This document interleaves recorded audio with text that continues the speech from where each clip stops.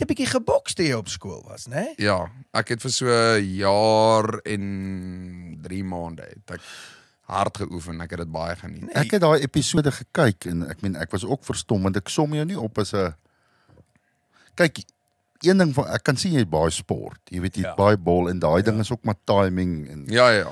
tegniek. Baie meer tegniek as wat Sal jy ooit krag is. Sal jy ooit byvoorbeeld belangstel in 'n boksop of nie? Verseker. Is dit? Moet net die regte ou kry om te bliksem. Wel, dis interessant nou. Dat ons nou die program oopgemaak het. Nee, maar weet jy, dis nie 'n bad idee nie. Ek het dit nogal geniet daai boksop.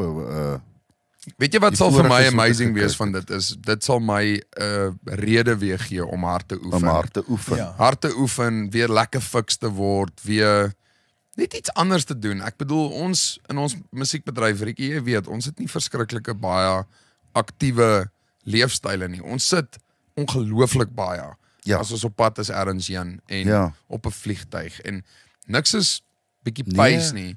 So. Ek en Hammy speel bietjie squash so elke nou en dan. Korrek. Eintlik Hammy speel eintlik teen niemand nie want ek sukkel om iemand te wen.